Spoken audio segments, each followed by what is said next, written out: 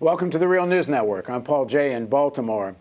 People for Bernie, which is one of the main organizations that helped support the Bernie campaign online and helped raise lots of money and got lots of people out campaigning and working for Sanders, and really became one of the more prominent place for Sanders people to gather under that roof. People for Bernie have called for mass civil disobedience at the Democratic Party convention in Philadelphia if, and I'll read from their press release, if the DNC doesn't publicly commit to pass sweeping democracy reforms within the first 100 days of a new administration. And at the convention itself, if the party does not vote to abolish superdelegates and commit to real democratic reforms in the party. Now joining us to discuss that call for civil disobedience is Charles Lenchner. He's co-founder of People for Bernie and part of the online video startup Act.tv. This week he'll be in Philadelphia as a Sanders delegate. Thanks for joining us, Charles. Thank you, Paul. So what exactly are you calling for? If all your dreams come true, what will we see? We will see the abolition of a particular clause in the rules for the DNC going forward that simply gets rid of the institution of superdelegates. It's actually a relatively simple procedural change. You just delete this one section and there's no more superdelegates. Now, I'm assuming there's more elected delegates than superdelegates. I don't know how many superdelegates will support this. But this might cross camps, might it? In other words, there might be some Clinton delegates that would support such a reform. I assume all the Sanders mostly would. Well, yes, but I would say this: you're totally right. There's a coalition that is involved in this effort. We've worked with a group called Democracy Spring on this, but there's a lot of different organizations that have popped up that support this because of the very close race between Sanders and Clinton. People really had time to think about whether they wanted a situation where superdelegates either do sway the election, or even the fact that they could sway the election opens up the Democratic Party to a kind of tension that is unnecessary.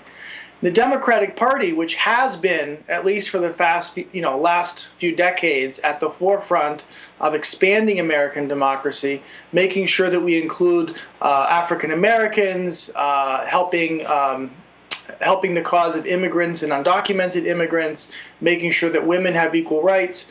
We Democrats should see abolishing superdelegates as another step forward in promoting the rule of one person, one vote.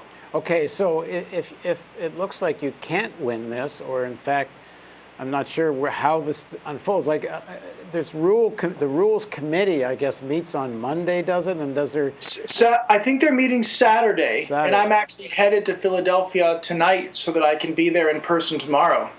And if you're not successful at the Rules Committee, I'm assuming you're going to attempt to force a vote on the floor. And if that vote's not allowed, because we saw something similar at the Republican convention, where the Rules Committee voted against an attempt to change the rules that would allow free delegates up to vote against Trump. And when they tried to force a floor vote on this, the chair more or less just steamrolled over them. I mean, are we likely to see something similar? And then what happens? You've called for civil disobedience. What does that mean?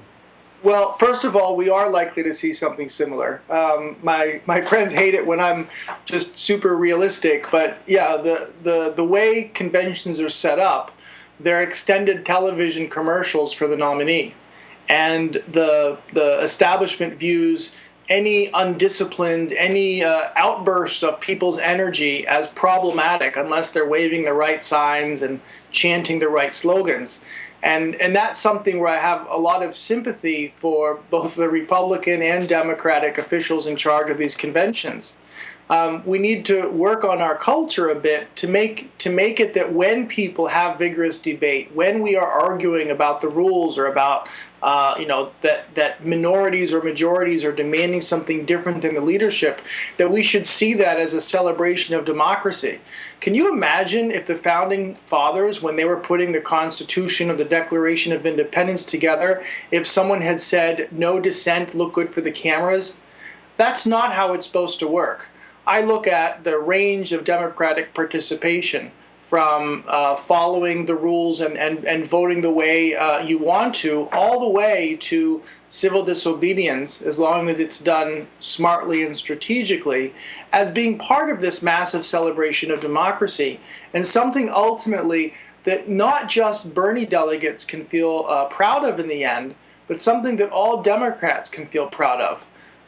The Democratic Party isn't necessarily a home to every progressive, but I'd like to think that it's more of a home to people who want to advance democracy than any of the other parties. Now, you also call for, if the DNC, and that means Hillary Clinton as president, in the first 100 days of the administration, doesn't pursue real democracy reforms. And later in the piece that went out, it talks about, and I guess these are the democracy reforms you're talking about, free and fair elections, because there's been a lot of allegations about the primaries themselves being rigged. But you're saying it's not just about that. It's also about climate change and single-payer health care. It's about racial justice and a living wage. But that's connected to civil disobedience in the convention. So one, this means really waging a fight at on the platform level. Two, we kind of know what Hillary thinks on these issues, and you're talking to people who supported Sanders, and it's unlikely in the first 100 days of Hillary Clinton's administration she's going to become Bernie Sanders, which is a little bit what's being, might be suggested here. So what's planned in terms of these content issues, and how big a fight are you calling on people to wage at the convention?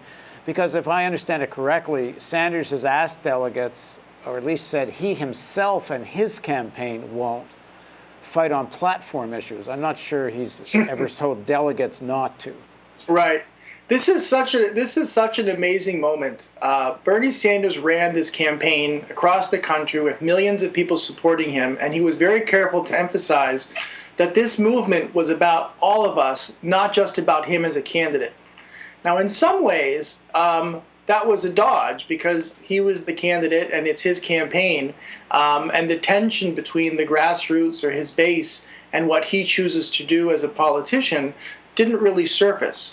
But now that we're getting ready to be in Philadelphia, there is a possibility that some of his supporters will do things that are not what he wants to do, or maybe they'll take the initiative in ways that is not sort of in close collaboration with his remaining staff and his particular strategy and tactics.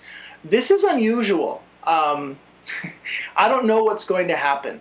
What I do know is that almost all the delegates that I speak to are caught between wanting to be loyal to the voices that they're hearing in our communities and wanting to be respectful of Bernie Sanders and the kinds of agreements that he's making with the Hillary Clinton campaign. And honestly, I feel like I'm going to learn the most when I finally get there on Monday and I sit with my fellow New York delegates in a room and we finally have a chance to look each other in the eye and say, well, what do we think is possible? And do the folks who know the rules and have more experience at the DNC have advice to give us?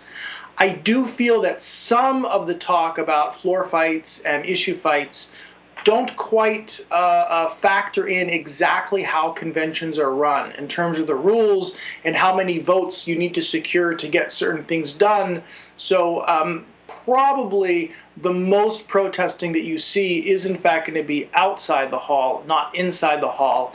And I do think that the vast majority of Bernie delegates, they want to leave the convention without having their credentials yanked for violating too many rules. And they want to leave the convention feeling that the Democratic Party is a home to them as well, and that it's not going to end with some sort of a mass exodus where our opponents in the establishment can finally wash their hands and say, we really dodged a close one, but at least those hippies are gone. Those hippies need to stay. Because we're talking to young Sanders supporters, and a lot of them are saying that's exactly what they want, is a walkout. But what, in terms of calling for civil disobedience in the convention, which you've called for, and over the superdelegate issue and the other things I mentioned, I have no idea. Well, first of all, let me ask you quickly. We've read that there's going to be a delegate-only meeting prior to the opening of the convention with Sanders. Yes. Yes.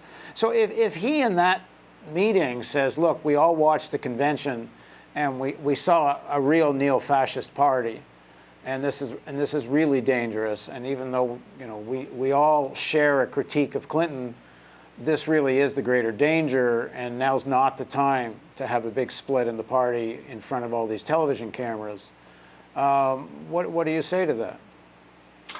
Well, my starting point is that I think that Bernie has done such amazing service to the movement and to the causes that I believe in. So my first inclination is really to respect what he's doing, to see how I can be supportive. But the second sort of mandate that I have is to listen to my community back here in Brooklyn, or the groups that I'm part of, and hear what they're saying. And I am hearing a lot of people that are incredibly frustrated with voter fraud, or the way that the establishment sort of rode roughshod over Bernie and his supporters. And frankly, I think the best attitude to take is that the future is unwritten. We need to get to Philly. We need to have those meetings. We need to see what's going to happen. Also in my mind is the fact that if Trump is elected president, the people who bear the brunt of that are not going to be people like me. The folks that are weakest in society, that have the most to lose, are also people we should listen to, perhaps with a higher volume, when they tell us how they feel about the possibility of a Trump presidency. And just finally, what's your attitude to third-party candidacy, Green Party, but particularly the Norman Solomon and others have been talking about this swing state strategy, that in swing states, hold your nose and vote for Hillary, and in other states, vote whoever you please, whether it's Green or Libertarians or someone else? Well, I applaud Norman Solomon and others, both this year and in the past, who've advocated a swing state strategy in order to prevent a Republican from winning the White House. But I also feel like there's something that gets missed that actually Dan Savage did a good job of covering in a recent column, which is to say that I love third parties. I wish we had more of them. But I wish they would start by running for local office and winning. I wish they would accumulate a handful of governors or federal candidates for Congress before going on to the presidency, before trying to compete in that way, to avoid the problem of being a spoiler. I think one lesson of this entire effort we've been part of for a year is that Americans are more progressive than our two main parties, and there's absolutely room to push things more to the left or for a more progressive direction. But it has to be done in a smart way. Bernie was very smart to run as a Democrat in this primary, and I would advise people that want at least my support for their third-party efforts to start in Brooklyn and to start with things that they can actually win. And to build. That being said, there may be a kind of unique window here. I mean, the Libertarians are polling, 10, 11%. Jill Stein is, I'm not sure, last I saw it was somewhere between 3 and 5 and growing. If outside swing states, number one, and two, even in swing states, we may be in an election that this isn't even, it may not be that close an election. Why not try to really push for a national presence, say, for the Green Party? Why not take advantage of what seems like a unique convergence of opportunity here? Although, frankly, personally, I agree with you. I think the real longer-term fight is locally. I mean, I respect you for asking that question. It's an important one. It's being asked everywhere. But my answer, which is, I know, a little bit of a dodge, is I don't want to talk about the Green Party running for president. I want to talk about third parties running for offices where they have a chance of winning. And I think that discussing it in the context of a presidential election is sort of that's not a conversation I want to be part of. I don't think it makes sense. I don't think there's I'm not persuaded by the strategy of looking at Jill Stein getting 5 or 6 or 7% as any kind of a meaningful victory for the future. All right. Thanks very much for joining us, Charles. We'll see you in Philly. Thank you. And thank you for joining us on the Real News Network.